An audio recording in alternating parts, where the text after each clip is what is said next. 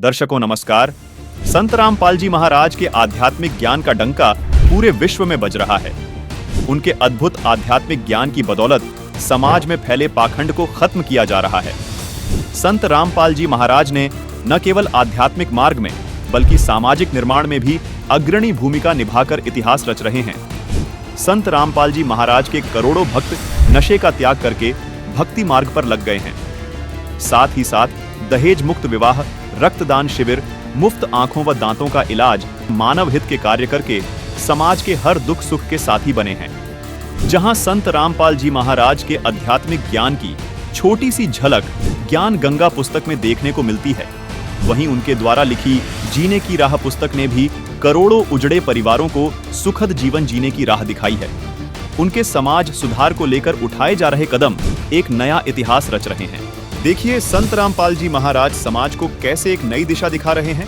आइए इन वीडियो के माध्यम से समझते हैं। हम आपको कुछ लोगों के जीवन के दो पहलुओं से रूबरू करवाएंगे, जिसमें एक तरफ वो सामाजिक बुराइयों का शिकार होकर समाज और खुद के लिए बोझ बनते जा रहे थे, वहीं दूसरी ओर संत रामपाल जी महाराज द्वारा लिखी पुस्तक पढ़कर एक स्वच्छ समाज निर्माण में बढ़ चढ़कर भाग ले रहे हैं। आइए देखते हैं कैसे संत रामपाल जी महाराज द्वारा लिखित पुस्तक जीने की राह ने कड़ी दर कड़ी दिखाई जीने की राह। दर्शकों, ये कहानी है एक ऐसे दंपति की जो आए दिन लड़ते झगड़ते रहते थे, जिनकी जिंदगी में पैसा तो था लेकिन सुकून और शांति दूर दूर तक नहीं थी। आइए जानते हैं इस वीडियो में कि कैसे इस दंपति का जीवन बदल गया।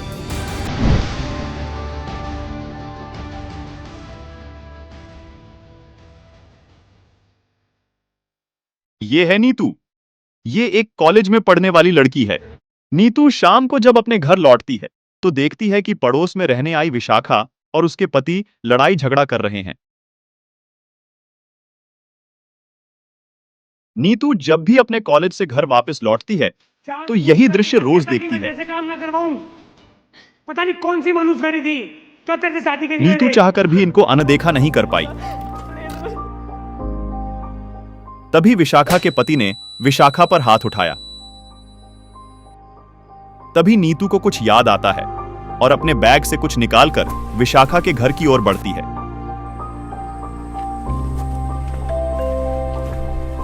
विशाखा का पति दरवाजा खोलता है तो देखता है नीतू एक पुस्तक हाथ में लिए खड़ी है। नीतू ने पुस्तक विशाखा के पति को थमाते हुए इसे पढ़ने के लिए आग्रह किया। इस पुस्तक को जरूर पढ़ना। विशाखा के पति ने जीने की राह नाम की इस पुस्तक को लिया और अगले दिन ऑफिस में जाकर पढ़ना शुरू किया। आइए आपको दिखाते हैं विशाखा के पति ने जीने की राह पुस्तक में ऐसा क्या पढ़ा जिससे उसकी जीने की राह बदल गई। सत्संग से घर की कलह समाप्त होती है। एक माई अपनी पुत्र वधू पर बात बात पर क्रोध करती थी। छोटी छोटी गलतियों को बढ़ा चढ़ाकर अपने पुत्र से कहती, पुत्र अपनी पत्नी को धमकाता। इस प्रकार घर नरक बना हुआ था। पुत्र वधू अपनी सासू माँ से कभी कभी कहती थी कि आप सत्संग जाया करो। अपनी पड़ोसन भी जाती है। सासू माँ बोली कि सत्संग में तो आई गई, यानी बदचलन स्त्रियां जाती हैं, जिनका संसार में सम्मान नहीं होता, जो अच्छे कुल की नहीं है। हम खानदानी हैं, हमारा क्या काम सत्संग में। ऐसे पुत्र वधू ने कई बार कोशिश की, परंतु माई मानने को तैयार नहीं होती। एक दिन गांव की स्त्री किसी कार्यवश उनके घर आई तो सास अपनी पुत्र वधू को गालियां दे रही थी, धमका रही थी कि आने दे तेरे खसम को, आज तेरी खाल उतरवाऊंगी। बात क्या थी कि गिलास में चाय रखी थी, जो सास के लिए डालकर पुत्र वधू बच्चे को लेने अंदर चली गई थी, जो सोया था, जागने पर रो रहा था। उस बच्चे को उठाकर लाने में 1 मिनट भी नहीं लगी थी कि इसी बीच में कुत्ता आया और चाय के गिलास में जीभ मारने लगा। गिलास गिर गया, चाय पृथ्वी पर बिखर गई। सासू माँ आंगन में उस गिलास से मात्र 20 फुट की दूरी पर चारपाई पर बैठी थी। हट्टी कट्टी थी, खेतों में सैर करके आती थी, परंतु काम के हाथ नहीं लगाती थी। इसी बात पर कलह कर रही थी। गांव के दूसरे मोहल्ले से आई माई सत्संग में जाती थी। सब बात सुनकर उसने भतेरी, यानी उस सास का नाम भतेरी था, से कहा कि आप सत्संग चला करो। उसका वही उत्तर था। उस सत्संग वाली भक्तमती ने बहुत देर सत्संग में सुनी बातें बताई, परंतु भतेरी मानने को तैयार नहीं थी। भतेरी की दूसरी बहन उसी मोहल्ले में विवाह रखी थी, जिस पान्ने की वह सत्संग वाली माई जानकी थी। भतेरी की बहन का नाम दया कौर था। जानकी ने जाकर दया कौर से बताया कि तेरी बहन भतेरी ने तो घर का नरक बना रखा है, बिना बात की लड़ाई करती है। मैं कल किसी कामवश गई थी, एक चाय का गिलास कुत्ते ने गिरा दिया, उसी का महाभारत बना रखा था। दया कौर भी जानकी के कहने से सत्संग सुनने गई थी और दीक्षा ले ली थी। जानकी ने कहा कि उसको जैसे तैसे एक बार सत्संग में ले चल। जब तक संतों के विचार सुनने को नहीं मिलते तो व्यक्ति व्यर्थ की टेंशन यानी चिंता स्वयं रखता है तथा घर के सदस्यों को भी चिंता में रखता है। दया कौर अगले दिन अपनी बहन के घर गई। किसी बहाने भतेरी को अपने घर ले गई। वहां से कोई अन्य औरतें सत्संग में जाने के लिए जानकी के घर के आगे खड़ी थी। वे दया कौर को सत्संग में चलने के लिए कहने उसके घर गई। वहां उसकी बहन भतेरी को देखकर उसे भी कह सुनकर साथ ले गई। भतेरी ने जीवन में प्रथम बार सत्संग सुना। आश्रम में कैसे स्त्री पुरुष रहते हैं, सब आंखों देखा तो अच्छा लगा। जैसा अनाप शनाप सुना करती थी वैसा आश्रम में कहीं देखने को नहीं मिला। सत्संग में बताया गया कि कई व्यक्ति अपनी बहन, बेटियों, बहुओं तथा अन्य स्त्रियों को सत्संग नहीं भेजते और न स्वयं जाते हैं। वे कहते हैं कि हमारे सत्संग में जाने से घर की इज्जत का नाश हो जाएगा, हमारी बहू बेटियां बदनाम हो जाएंगी। उनको विचार करना चाहिए कि सत्संग में न आने से परमात्मा के विधान का ज्ञान नहीं होता कि भक्ति न करने वाले स्त्री पुरुष अगले जीवन में महान कष्ट भोगते हैं। सत्संग में यह भी बताया गया कि घर की कलह का कारण परमात्मा के विधान को न समझकर संसार के भाव में चलना है।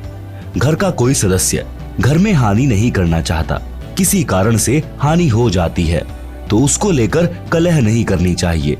जो हानि होनी थी वह तो हो चुकी है, वह तो ठीक होनी नहीं। व्यर्थ की कलह करना समझदारी नहीं है। जिससे गलती से कोई हानि हो जाती है तो उसे कहना चाहिए, हे बेटा या बेटी, माता या पिता या सास या बहू, यह जो हो गया यह अपने भाग्य में नहीं था, आपने जानबूझकर तो किया नहीं है। इस बात से घर में शांति कायम रहती है। कलह में काल निवास करता है, भूत प्रेतों का उस घर में डेरा होता है। जो कलह नहीं करते वे सुख से बसते हैं। जिस घर में परमात्मा की भक्ति यानी आरती, स्तुति, ज्योति, यज्ञ होती है उस घर में देवताओं का निवास होता है। सत्संग सुनकर सब अपने अपने घर चली गई। सत्संग दिन के 12 बजे से 2 बजे तक हुआ था। पुत्र वधू को पता नहीं था कि सासू माँ सत्संग में गई थी। अगले दिन सुबह भैंस का दूध निकालकर पुत्र वधू उस दूध की भरी बाल्टी को छत में लगे कुंडे वाले सरिये में प्रतिदिन की तरह टांगने लगी। उसे लगा कि बाल्टी टंग गई, परंतु सरिये के उल्टी ओर बाल्टी का कड़ा लगा था। पुत्र वधू ने सोचा कि ठीक लगा है और बाल्टी छोड़ दी। बाल्टी पृथ्वी पर गिर गई, दूध बिखर गया। आवाज सुनकर भतेरी आई और पुत्र वधू दूध की बजाय सासू माँ की ओर मायूसी से देख रही थी। बोलना उचित नहीं समझा, क्योंकि पुत्र वधू को पता था कि सासू माँ किसी भी सफाई के वचन नहीं सुनती थी। सोच रही थी कि आज का सारा दिन कलह में जाएगा, शाम को पति आएगा, उससे भी पिटाई करवाएगी। हे परमात्मा, यह कौन बनी? ऐसी गलती तो कभी नहीं हुई थी। हे सतगुरु, कुछ तो दया करो, मैं तो आपकी भक्ति भी भूलने को हो रही हूँ। मुझे तो सारा दिन सासू माँ के श्लोक याद रहते हैं। भतेरी बोली, बेटी, जो होना था वह हो गया। आज हमारे भाग्य में दूध है नहीं, चिंता न कर। इस दूध को ऊपर से हाथों से बाल्टी में डालकर भैंस को पिला दे। यह कहकर जो नाम दीक्षा ली थी उसका जाप करने लग गई। पुत्र वधू को अपने कानों पर विश्वास नहीं हो रहा था। सोच रही थी कि माताजी आज पता नहीं कौन सा स्टेशन यानी रेडियो आकाशवाणी पकड़ गई। ये शीतल वचन भतेरी की बोरी यानी बारदाना में नहीं थे, इसमें खल भरी थी। आसपास से निकलती थी तब भी बड़बड़ की झल निकलती थी। पुत्र वधू का नाम निशा था। वह सोच रही थी कि निशा, आज निशा में यानी रात्रि में तेरी बुरी होगी दशा। निशा की सोच थी कि पति को बताएगी। वह माता की बात सुनकर मेरी कुछ नहीं सुनता, अच्छी बुरी कहेगा। सारा दिन और रात्रि रोने में जाएगी। निशा ने दूध बाल्टी में डालकर भैंस को पिला दिया। बाल्टी धोकर रख दी। भतेरी आई और बोली कि बेटी रोटी खा ले, चिंता मत कर। बेटी, मैं कल मेरी बहन दया कौर के साथ दिन में सत्संग में गई थी। मेरी तो आंखें खुल गई। मैं तो बहुत कलहारी बनी हुई थी। बेटी, हो सके तो क्षमा कर देना। पीछे हुआ सो हुआ। आगे से अपनी बेटी को पलकों पर रखूंगी। मेरी असली बेटी तो तू है। जन्मी बेटी तो अगलों की थी, वह चली गई। अपना दुख सुख साझा है। मेरी तो एक दिन के सत्संग ने ही आंखें खोल दी। बेटी, अगले रविवार को आप भी चलना, मैं भी चलूंगी। धीरे धीरे बेटे को भी ले चलेंगे। निशा ने अपने गुरुजी का फोटो यानी स्वरूप कपड़ों में छिपा रखा था।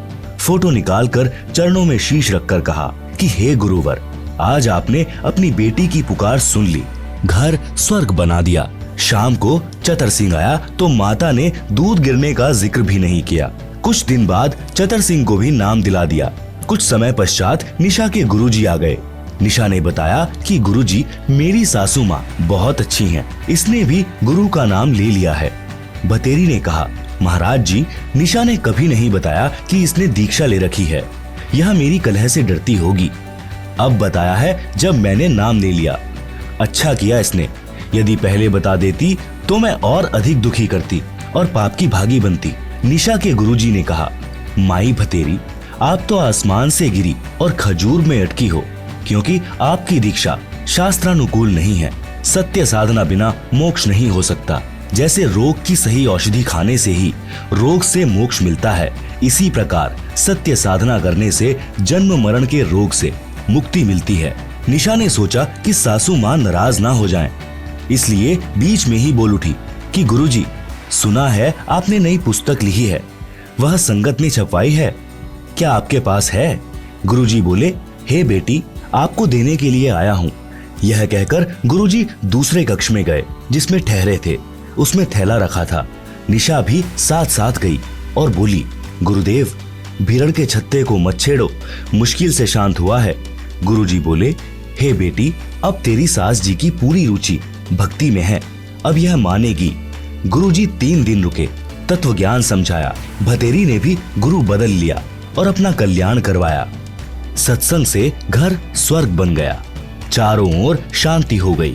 जहाँ गाली गलौज के सारा दिन गोले छूटते थे, अब उस घर में परमात्मा के ज्ञान की गंगा बहने लगी। जीने की राह पुस्तक में ऐसी बहुत सी बातें लिखी थी जिसको पढ़कर विशाखा के पति का हृदय परिवर्तन होने लगा।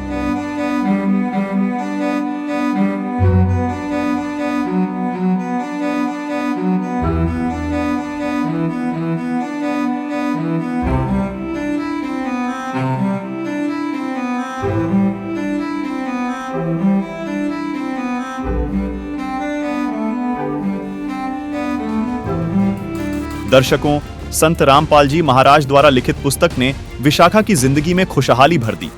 आइए अब देखते हैं कि नीतू को यह पुस्तक कैसे मिली, और यह भी जानना दिलचस्प रहेगा कि जीने की राह पुस्तक मिलने से पहले नीतू की जिंदगी कैसी थी।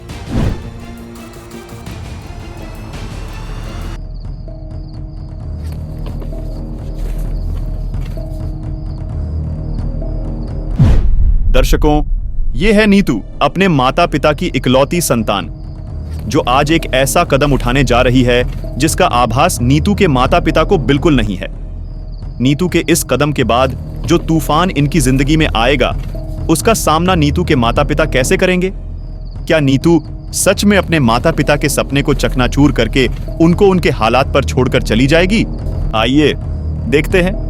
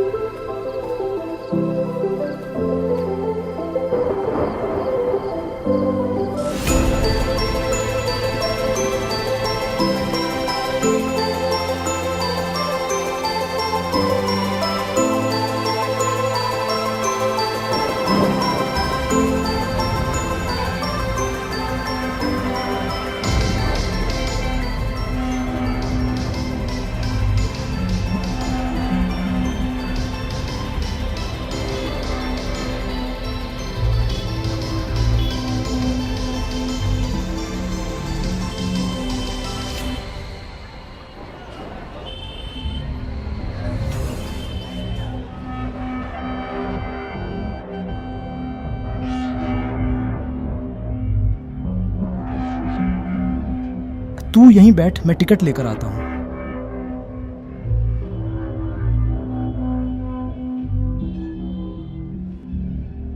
लगता है ये घर से भाग रही है। हाँ, लग तो रहा है। देखो, आपकी बस आ चुकी। ठीक है बहन, चलती हूँ बाएं।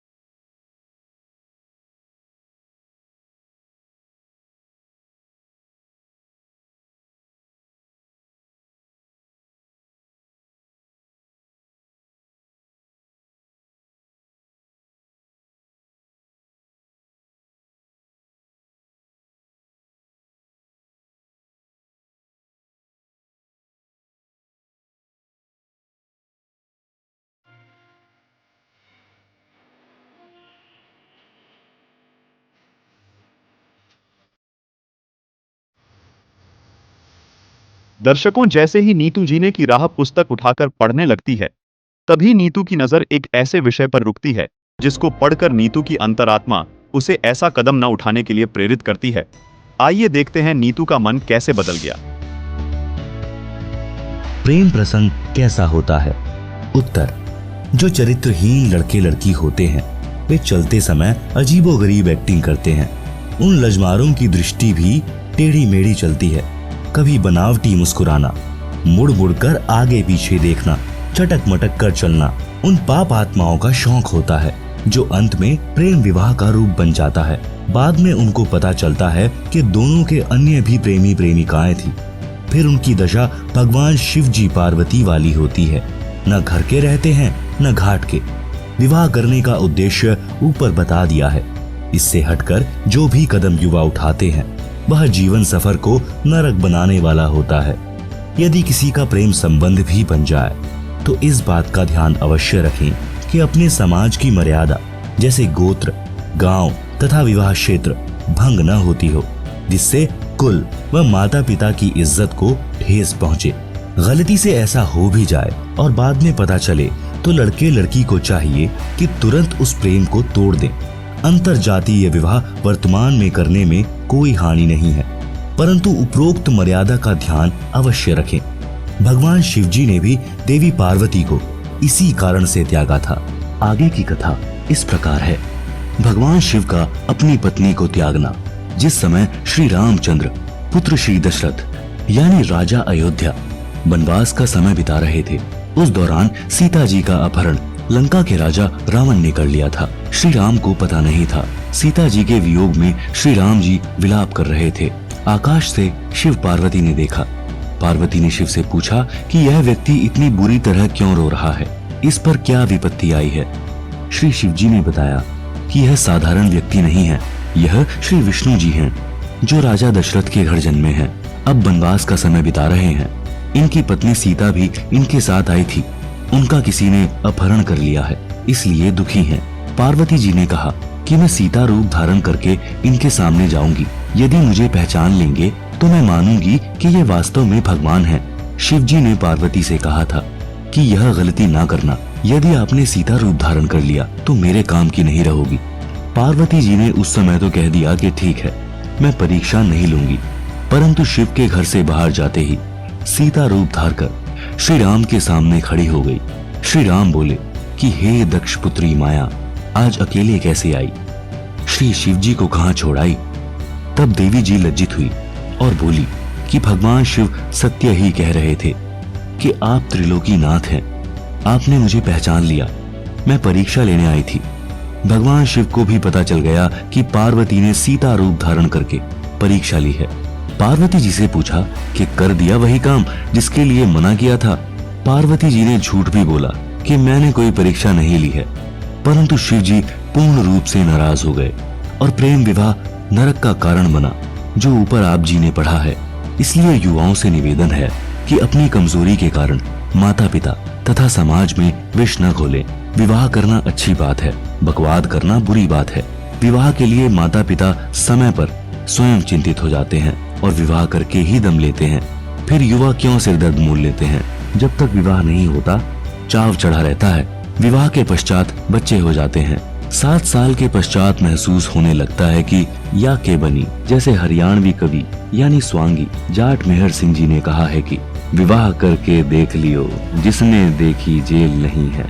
जैसे जेल में 4 दीवारी के अंदर रहना मजबूरी होती है, इसी प्रकार विवाह के पश्चात माता पिता के लिए, अपने परिवार के पोषण के लिए, गृहस्थी जीवन जीने के लिए सामाजिक मर्यादा रूपी 4 दीवारी के अंदर रहना अनिवार्य हो जाता है।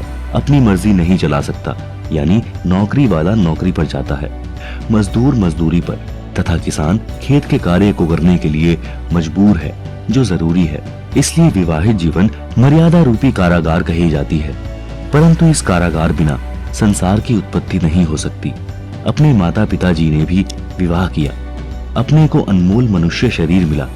इस शरीर में भक्ति करके मानव मोक्ष प्राप्त कर सकता है, जो विवाह का ही वरदान है।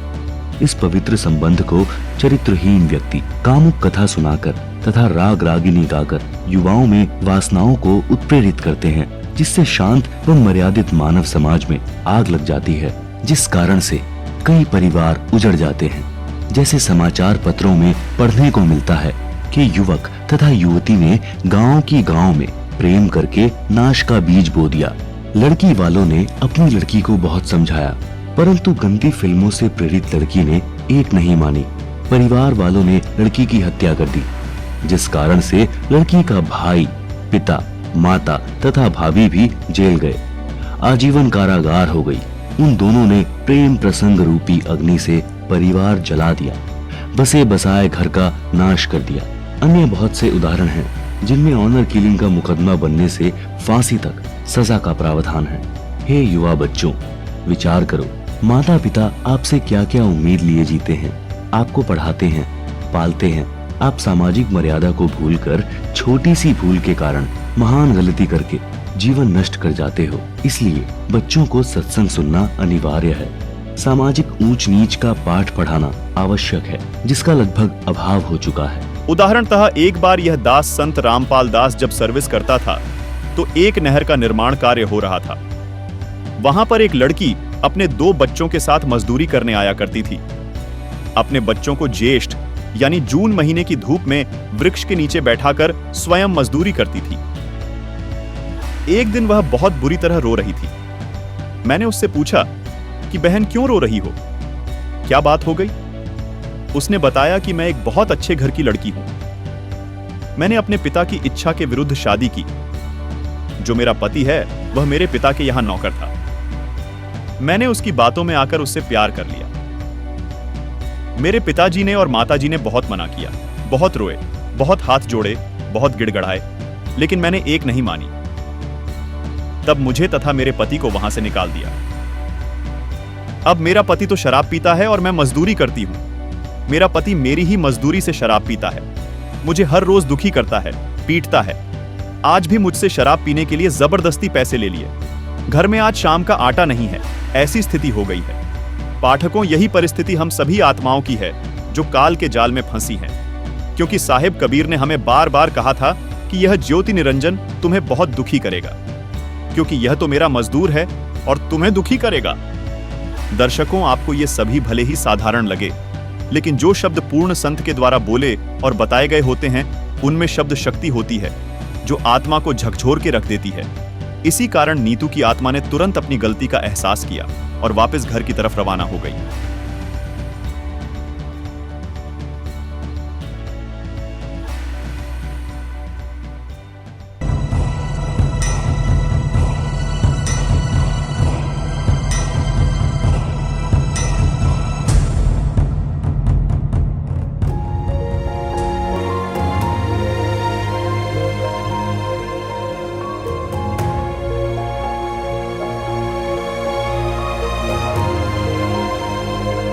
कहाँ चली गई ये लड़की? क्या कमी रह गई हमारे प्यार में? बहुत बदनामी हो जाएगी हमारी।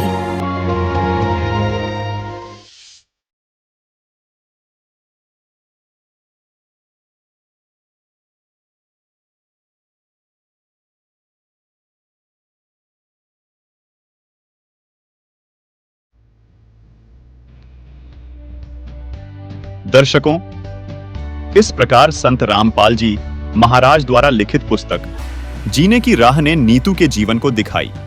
जीने की राह। आइए अब आपको दिखाते हैं संत रामपाल जी महाराज का एक मार्मिक सत्संग। तो पुण्यात्माओं, कल आपको बताया था एक लेवा एक देवा दूतम और कोई किसी का पिता नहीं पूतम, ऋण संबंध जुड़ा एक ठाठा अंश ने सब बारह बाटा। ठीक है, जब तक हमने ये देख लो कि हम सफर कर रहे हैं,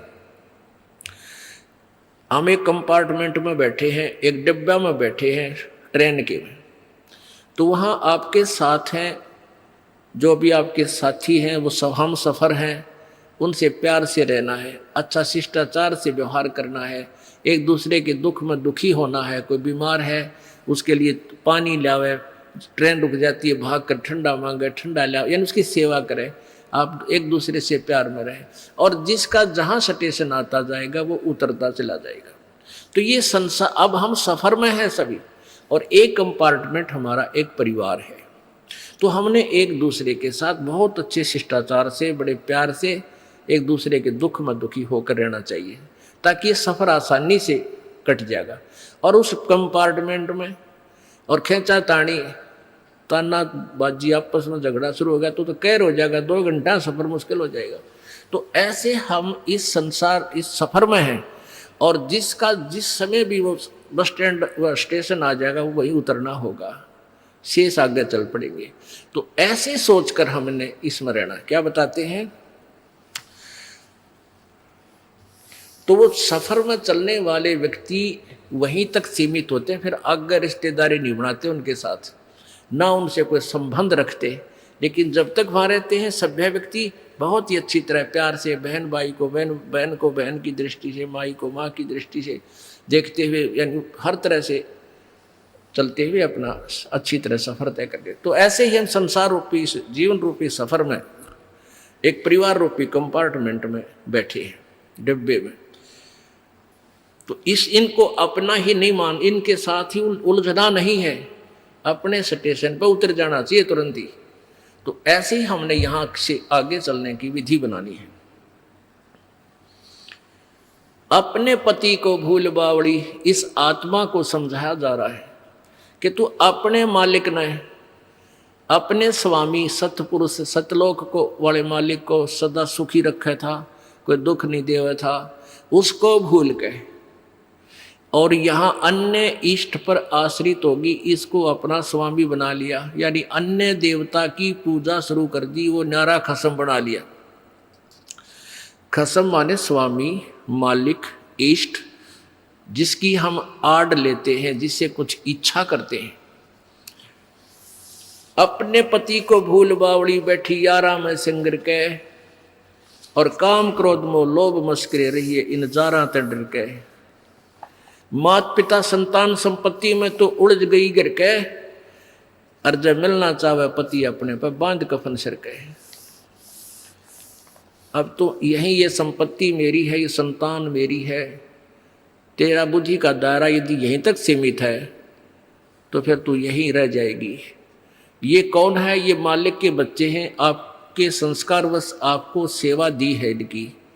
माता पिता ने अपना रोल करना चाहिए जो माता पिता का होता है, पिता पुत्र ने, पुत्र वधू ने भी अपना रोल करना चाहिए जो पिता और माता के प्रति उसका कर्तव्य बनता है।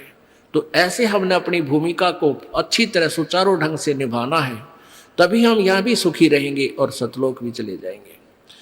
अब देखा कैसे करते हैं, जैसे कोई मित्र और उसकी पत्नी आ जाते हैं मिलने के लिए, तो हम क्या करते हैं, मित्र को भी पूरा रिस्पेक्ट देते हैं, आओ आओ भाई साहब यहाँ बैठो। उनकी पत्नी आती है, आओ बहन जी बैठो, और प्लेट ले आवे, सब्जी आप ठा के ले आवे, ले खाना खाओ, बिस्कुट खा लो, चाय पी लो, कितना प्यार देते हैं। और अपनी पत्नी ने खुरकावा है, गुड़की गाल है तो, और दूसरे की पत्नी को कितना प्यार से बोल रहे हो। तो क्यों ना हम अपने घर में भी ऐसा ही माहौल बना लें। अब जैसे घर में कोई नुकसान करके कोई राजी नहीं, कोई नहीं करता, ठीक है, अनजान बालक तो कुछ भी कर दें, ना पत्नी करे नुकसान और ना ही पति कर सकता, ये तो होना हो सब वो हो जाता है। तो हमने अपने इसे आधे क्लेश को तो हम स्वयं अपने सोच से मिटा सकते हैं, और साथ में भगवान भी रहेगा आपके। एक बुढ़िया अपनी पुत्र वधू के साथ घनी लड़ा करती, निरीकली आ रही थी, और उसका पुत्र आज्ञाकारी था।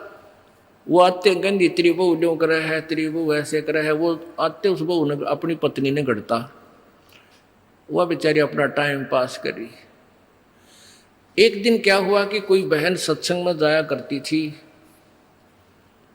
और उस बुढ़िया तो बोली अपनी सहेली तो यानी बुढ़िया वह थी, बुजुर्ग वो थी, कि चल सत्संग में चलेंगे, थोड़ा सारे दिन बहू के लड़े जा है, तेरा भी मन और सा हो जाएगा। तो वह भी चली गई, उन्होंने ज्ञान सुन लिया, अच्छी आत्मा थी, सत्संग का असर हो जाता है।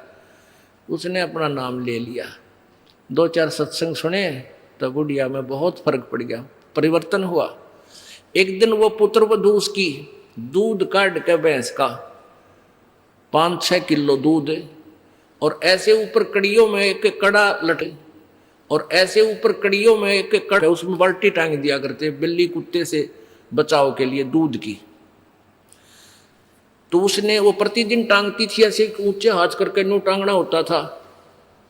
तो वह दूध काट के ले आई पुत्र वधू, और उधर से वो उसका ध्यान दूसरी साइड हो गया, और वो यूं करके एक बार तो यूं कर लिया, अभ्यास सा था उसका बड़ा, यूं करके यूं किया, वो उल्टी साइड तो लग गया, और वो टंग्या को नहीं, उसने सोचा टंग्या छोड़ दिया, वो छोड़ते बाल्टी नीचे गिर गई, सारे फर्श पर दूध फैल गया। अब वह पुत्र वधू उस एटम बम का नहीं देखा बुढ़िया की तरफ, आज्ञा बेरानी के सुनावेगी। तो अब बुढ़िया बोली, बेटी कोई बात ना, आज ये हमारे बाग में ना था, इसने ठा ले, इसको ऊपर ऊपर से साफ करके और भैंस के चारे में डाल दे, कोई बात ना, ये तो अपने बाग में ना था बेटी। अब पुत्र वधू सुन होगी कि आज इस तोब में तो गोले ना निकले, यद बहुत मीठी बाणी बोली, ये कौन सा स्टेशन पकड़ गई बुढ़ी आज यार। तो उसने आके अपनी सास के चरणों में शीश रख दिया और कहने लगी, माता जी मेरे से भूल से होगी, मैंने जान के नहीं। अब बेटी मुझे पता है, ये तो होना था, दूध तो जाए लिया, ये लड़ाई शेष थी, ना दूध आवे बेटी, चाहे मैं लड़ लूँ चाहे ना लड़ लूँ। तो पुण्यात्माओं, इस युग काल चाव है कि इनके रोज जूत बाजे, किसी भी कारण से, पिता पुत्र की, भाई बहन की, और आपस में पति पत्नी की, सास बहू की, इन्होंने तो फिर आपस में फिर समाज की। इसने ये चाहता है कि भक्ति तो दूर हो जाए, भगवान का नहीं सोचे, नहीं अपने ही खड्डे में आप पड़े रहें। और परमात्मा चाहता है ये बच्चे आपसी राग द्वेष छोड़कर मेरी तरफ ज्यादा ध्यान दें, तब कल्याण होगा। जिस पुस्तक जीने की राह ने नीतू की जिंदगी को बदल दिया, आइए जानते हैं वो पुस्तक निशा को कैसे मिली।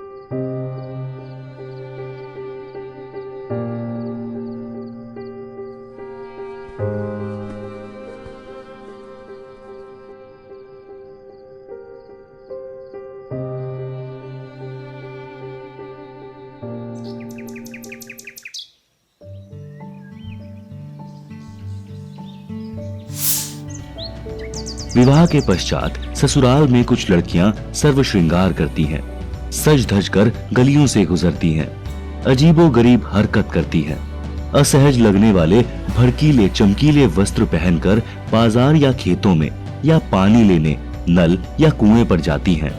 उनका उद्देश्य क्या होता है?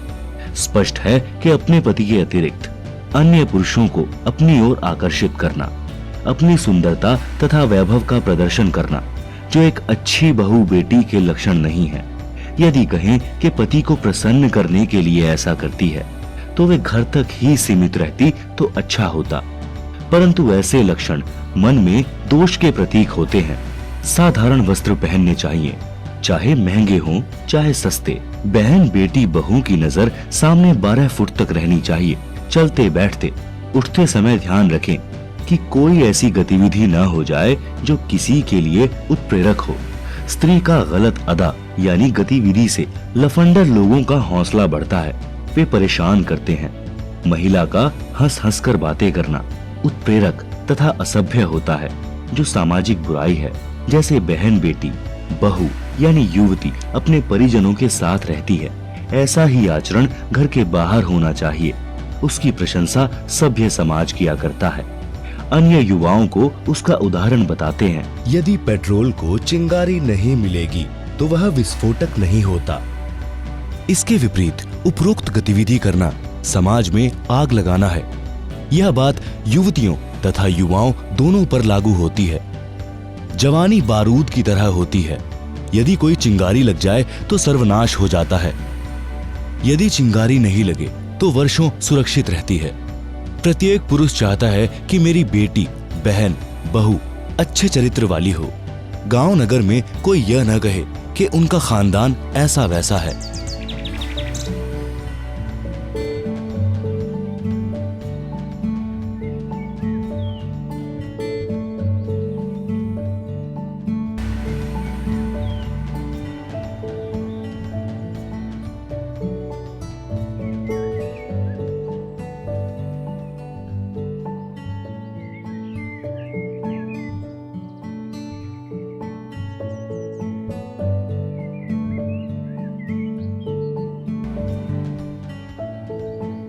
संत रामपाल जी महाराज द्वारा लिखित पुस्तक जीने की राह को सुल्तान ने अपनी बेटी निशा को दिया, जिसको पढ़कर निशा की जिंदगी बदल गई।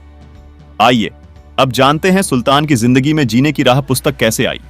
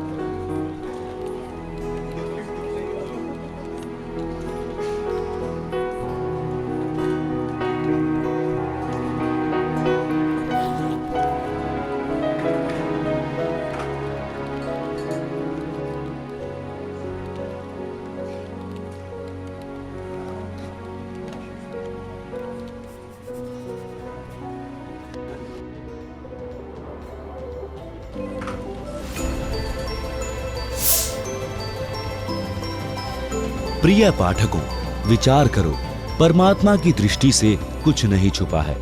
जैसा करेगा वैसा भरना पड़ेगा। प्रत्येक परिवार इसी प्रकार संस्कार के कारण एक दूसरे से जुड़ा है। कोई पूर्व जन्म का कर्ज उतारने के लिए जन्मा है, कोई पूर्व जन्म का कर्ज लेने जन्मा है। उदाहरण के लिए, पिता ने लड़के को पढ़ाया, शादी से 2 दिन पहले दुर्घटनाग्रस्त होकर मर गया। वह अपना कर्ज पिता से लेने आया था। बेटा जवान हुआ, कार्य करके निर्वाह करने लगा। पिता रोगी हो गया, लाखों रुपए लगे, व्यर्थ रहे, मर गया। यह पिता पिछले जन्म का कर्ज लेने आया था, कुछ देने आया था। लड़की का विवाह किया, 2 वर्ष पश्चात लड़की मर गई। बहुत दहेज दिया था। वह दामाद पूर्व जन्म के ऋण के बदले में लड़की भी ले गया और धन भी। वर्तमान में जो किसी के साथ धोखा करके धन हड़प लेते हैं, वह धन अगले जन्म में दामाद बनकर वसूलेगा। परमात्मा का अटल विधान है, बुद्धिमान को संकेत ही पर्याप्त है। उपरोक्त केवल कथा नहीं है, यह हकीकत है। कोई यह कहता है कि यह तो डराने के लिए कथा बनाई, किसने देखा है क्या होगा। जैसे चोर को भद्र पुरुष समझाते हैं कि भाई चोरी मत किया कर, जब पकड़ा जाएगा तो पहले तो जनता पिटाई करेगी, फिर पुलिस पीटेगी और जेल में भी कष्ट उठाना पड़ेगा। यदि कोई कहे कि यह तो चोर को डराने के लिए कहा है, किसने देखा है कि आगे क्या होता है। विचार करें कि चोर को सच्चाई से अवगत करवाकर डराया है और सच्चाई भी है। यदि चोर सच्चाई से डरकर चोरी करना त्याग देगा तो उसकी भलाई है। यदि कहेगा कि किसने देखा है, आगे क्या होता है, उसके साथ वह सब गुजरेगी जो पहले बताई गई थी। इसी प्रकार जो उपरोक्त कथा को केवल समझाने डराने के लिए ही मानेगा तो दुर्भाग्य होगा। इसको इतनी ही सत्य समझना जैसे चोर को सतर्क किया है।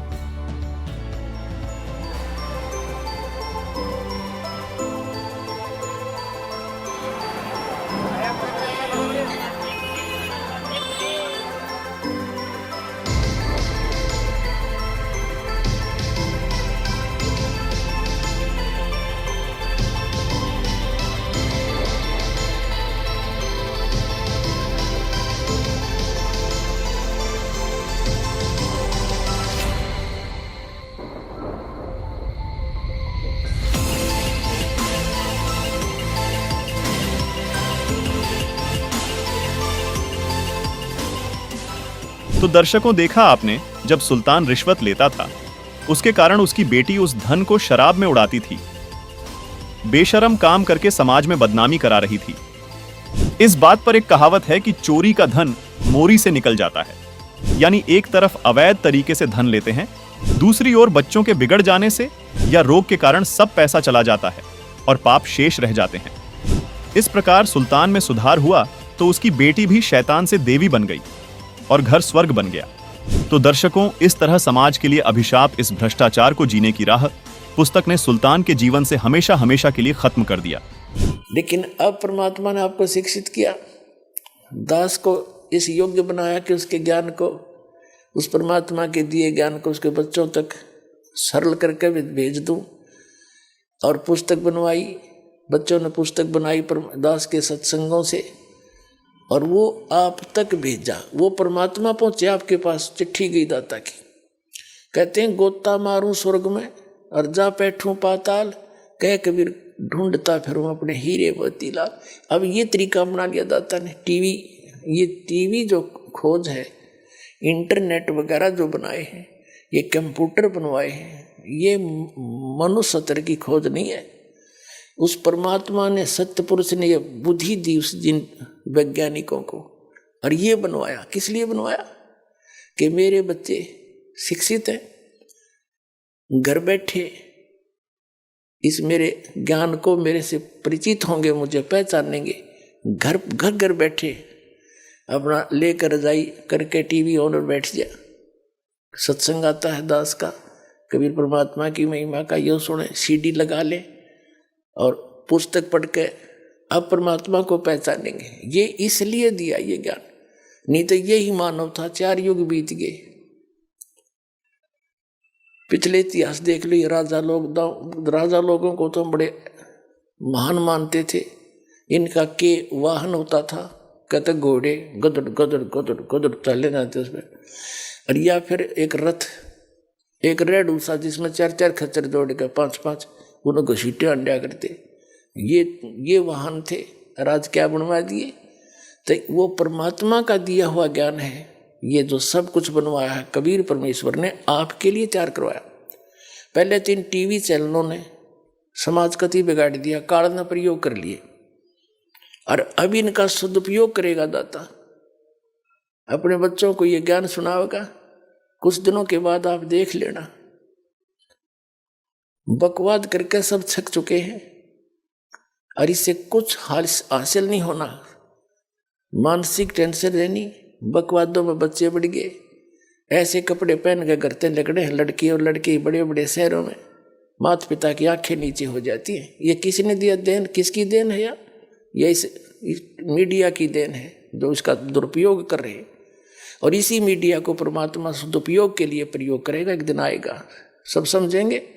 इनमें दूसरी चीज नहीं पावेगी, या तो सिंपल समाचार होंगे या परमात्मा की महिमा चला करेगी। दूसरी बात चलन नहीं देगी जनता।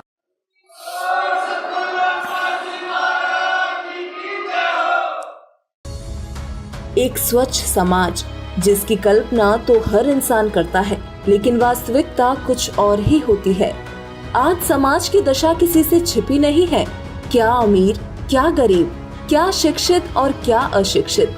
वो कहते हैं समय के साथ हर चीज में विकार आ जाते हैं। वो फिर चाहे कोई वस्तु हो, परंपरा हो या फिर जीवन का ताना बाना। शायद हमारा समाज भी आज इसी का शिकार होता जा रहा है। समय की परिस्थितियों के अनुसार शुरू हुई क्रियाएं धीरे धीरे विकृत होकर लोक परंपरा का रूप ले लेती हैं।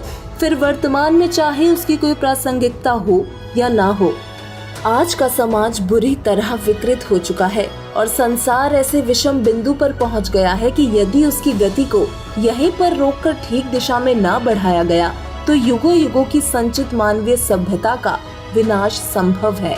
दहेज, नशा, पाखंड, भ्रष्टाचार, छुआछात, रिश्वतखोरी जैसी बुराइयां समाज को खोखला कर रही हैं, जिसे रोकने के लिए लाखों एनजीओज, सरकारों और धार्मिक संगठनों आदि द्वारा समय समय पर आवश्यक कदम भी उठाए जाते हैं, परंतु ये चीजें कम होने की बजाय बढ़ती ही जा रही हैं। लेकिन अब इस समाज को बदलने और कलयुग में सतयुग जैसा माहौल तैयार करने का बेड़ा संत रामपाल जी महाराज ने उठाया है। वर्तमान में संत रामपाल जी महाराज जी से जुड़ने वाले करोड़ों लोग बुराइयों को त्याग कर सतमार्ग की ओर अग्रसर हो रहे हैं। आइए जानते हैं कि सर्वधर्म ग्रंथों के आधार पर ज्ञान बताने वाले और मोक्ष मार्ग प्रदान करने वाले जगत गुरु तत्वदर्शी संत रामपाल जी महाराज जी का समाज सुधार में कितना बड़ा योगदान है। शुरुआत करते हैं भक्ति विधि से। दर्शकों, संत रामपाल जी महाराज जी ने सबसे पहले आध्यात्मिक मार्ग में फैले पाखंडवाद की जड़ों को सभी प्रमाणित सदग्रंथों से तुलनात्मक समीक्षा करके उखाड़ दिया है। उन्होंने श्राद्ध करना, व्रत रखना, मंदिर मस्जिद में जाना, तीर्थ जाना, भूत पूजा, पितृ पूजा, मूर्ति पूजा, इन सब पाखंडों का खंडन कर शास्त्र अनुकूल भक्ति को जन साधारण तक पहुँचाया है। इसके अलावा संत रामपाल जी महाराज जी के सानिध्य में होने वाली दहेज रहित शादियां तो पूरे विश्व में मिसाल बन चुकी हैं। एक और जहां समाज में दहेज के कारण बेटी को बोझ समझा जाता है और दहेज न मिलने के कारण हजारों लाखों बेटियों को जान से हाथ धोना पड़ता है, तो वहीं दूसरी ओर संत रामपाल जी महाराज जी के लाखों अनुयायी दहेज मुक्त शादी कर रहे हैं, जिसमें ना तो कोई बाराती होता है और ना ही बैंड बाजा। दुल्हा दुल्हन भी सिंपल साधारण पोशाक पहनते हैं और सिर्फ 17 मिनट में रामायणी पाठ चलाकर परमेश्वर के विधान अनुसार शादी कर दी जाती है। दर्शकों, वर्तमान में देश का 70% युवा नशे की गिरफ्त में है, जो किसी भी देश की गंभीर समस्या है। ये लत लगने वाली एक ऐसी बुराई है जिस पर आज तक ना तो सरकार काबू पा सकी है और ना ही कोई संगठन या व्यक्ति विशेष कुछ कर सका है। लेकिन संत रामपाल जी महाराज जी के दिए गए तत्व ज्ञान और उनके आशीर्वाद मात्र से लाखों लोगों ने नशा छोड़ अपना जीवन आबाद कर लिया है। दर्शकों, आज के इस बदलते दौर में केवल भौतिक सुविधाओं को ध्यान में रखकर बच्चों को शिक्षा प्रदान की जा रही है, जिसका परिणाम ये निकलता है कि समाज से नैतिकता और आध्यात्मिकता खत्म होती जा रही है और बच्चे बुराइयों का शिकार हो रहे हैं। इस बच्चे की बात पर गौर फरमाएं तो इनकी कक्षा के 46 बच्चों में से 44 बच्चे नशा करते हैं। सुनिए। नमस्कार सर जी, क्या नाम है आपका? नमस्कार, मेरा नाम वैदिक मिश्रा है। मैं विश्व हिंदू परिषद का कार्य करता हूँ। एक बात बताइए, ये जो भी लोग हैं श्री राम भक्तों के लिए आगे निकलकर कुछ ना कुछ जो भी जिनसे भी जैसा भी सहयोग बन रहा है, जैसे संत रामपाल जी महाराज जी हो गए या अन्य भी लोग हैं जिनके बारे में आपने बताया, आप ऐसे लोगों के लिए क्या कहना चाहेंगे जो आज सनातन के साथ कदम से कदम मिलाकर खड़े हुए हैं? या सामाजिक जब भी बातें आती हैं, मैंने कुछ और भी देखा है, इनके कुछ और भी चल रहे हैं प्रोग्राम, जैसे नशा मुक्त भारत हो गया, दहेज मुक्त भारत हो गया, कितना ज़्यादा ज़रूरी हो जाता है समाज में निकल कर आगे आना और लोगों को सहयोग प्रदान करना, और इससे क्या मोटिवेशन मिलता है सोसाइटी के? सोसाइटी को नशा मुक्त की क्रांति की आवश्यकता है, क्योंकि मैं खुद 18 साल का हूँ और मेरे क्लास में 46 बच्चे थे, 44 बच्चे आज नशा करते हैं। हम 2 लोग नहीं करते, पहला मैं हूँ, दूसरा वो सामने बैठा हुआ है जी। और उसके बाद रही बात दहेज की, तो एक मोटिव बन गया है कि हम शादी इसीलिए करते हैं, बोले अगर ये अकेला लड़का है तो बड़ा अच्छा दहेज मिलेगा, और अगर कोई लड़की का भाई होता तो उसे चिंता रहती है कि 18 साल की उम्र से उसके ऊपर प्रेशर दिया जाता है कि कमाओ बेटा, तुम्हें अपनी बहन के लिए दहेज इकट्ठा करना है। तो इन चीज़ों के खिलाफ आंदोलन होना चाहिए और बड़े स्तर पर होना चाहिए। और संत रामपाल जी का मैं व्यक्तिगत रूप से धन्यवाद देता हूँ कि अगर ये क्रांति सफल होती है तो मेरी खुद भी 2 बहनें हैं, मैं उनको अगर दहेज मुक्त की एक प्रक्रिया समाज में स्थापित हो जाएगी तो हम उससे बच जाएंगे।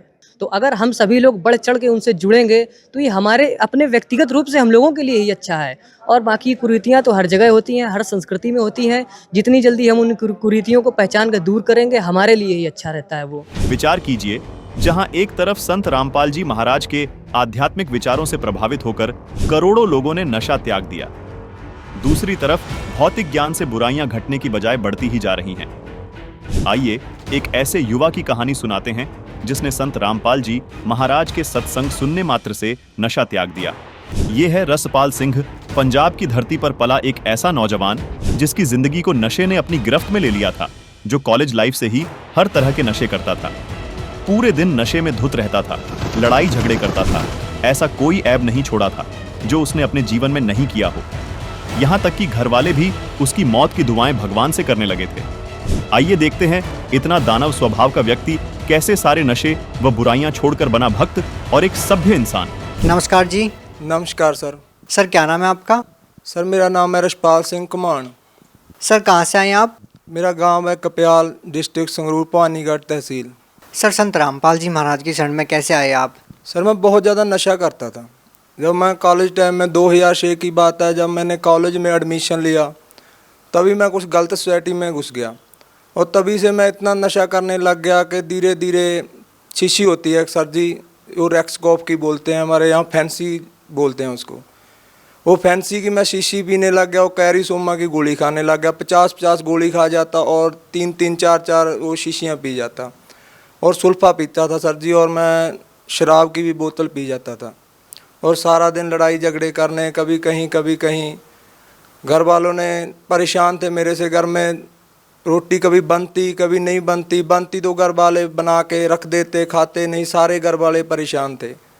और तभी मेरे गांव का एक लड़का था, उसने मेरे को बताया कि भाई ऐसे ऐसे करके एक संत है, संत रामपाल जी महाराज जी, कि उनका पास तू नाम ले ले। उसने, वो भी नशा करता था, उसने संत रामपाल जी से नाम दीक्षा ली थी, तो वो मेरे को ले गया वहाँ आश्रम में। जब आप संत रामपाल जी महाराज की शरण में आए तो सर उसके बाद आपके जीवन में क्या परिवर्तन आया, क्या आपके अनुभव रहे? परिवर्तन जो आया, ये पहले तो मेरे को यकीन ही नहीं था, क्योंकि मैंने 4 महीने जनरेशन केयर सेंटर है अपने हमारे यहाँ पटियाला में, मैंने वहाँ 4 महीने मेरे घर वालों ने नशा छोड़ने के लिए वहाँ छोड़ के रखा मेरे को, और मैं उन्हीं की गाड़ी लेके भाग आया और आते ही फिर मैंने नशा करना शुरू कर दिया। और मेरे को ऐसा था भैया कि कोई भी ऐसी ताकत नहीं कि ये नशा छुड़वा दे, और मैं छोड़ना भी चाहता था। मेरी माँ, आप सच नहीं मानोगे, मेरी माँ मेरे को कह देती थी कि बेटा तू मर जा। मैं कह देता था माँ मेरे से मरा नहीं जाता, तू मेरे को ऐसे कर, कुछ खाने में मिला दे और मेरे को मत बता। आप भैया यकीन नहीं मानोगे, मेरे घर पे जाके ये पूछ सकते हो, यही स्थिति सेम टू सेम थी हमारे घर पे। वो मैं कहता था माँ तू इसमें डाल दे कुछ, मेरे को मत बता और मैं मर जाऊँगा, ठीक है। और भैया मैंने बहुत बार मैंने सुसाइड करने की भी कोशिश की। मेरा पूरा गाँव इस बात का गवाह है कि मैंने 1-2 बार ना ये जहर भी ले लिया था, खा लिया था, और फिर मैं बच जाता था।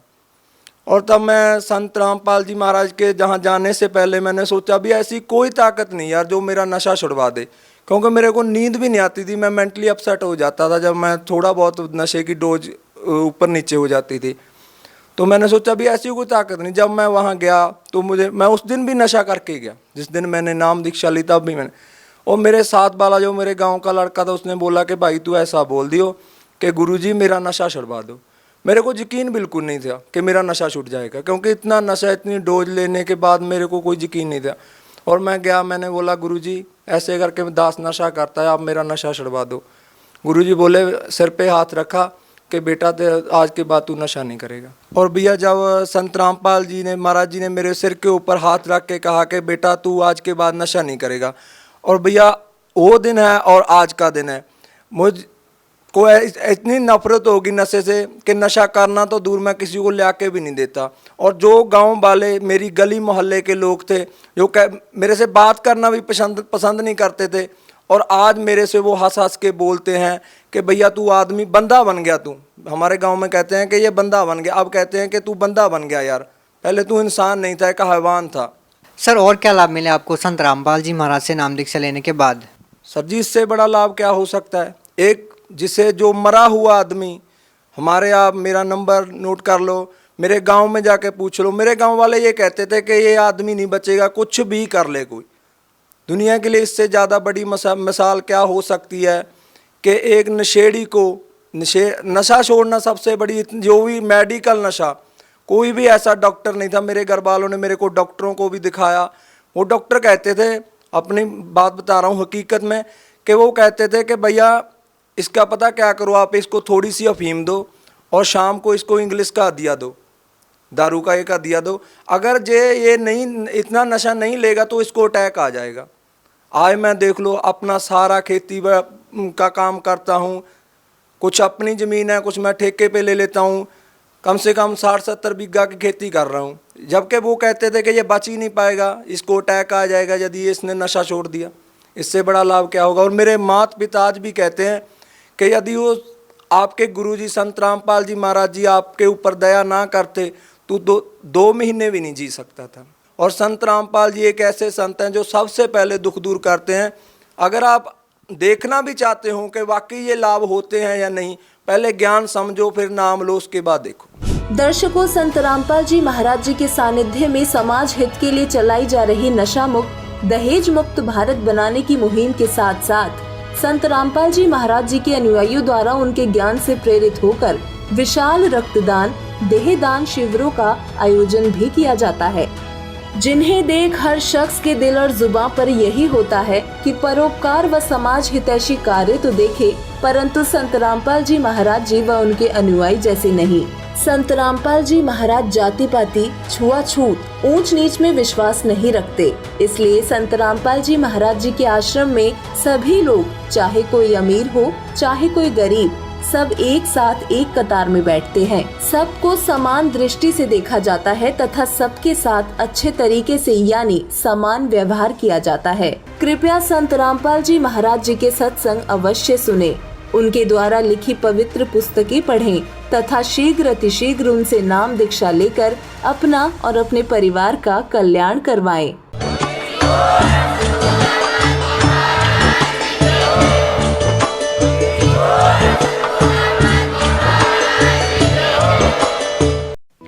आप सुन रहे थे जगत गुरु तत्वदर्शी संत रामपाल जी महाराज के मंगल प्रवचन। अधिक जानकारी के लिए संपर्क करें।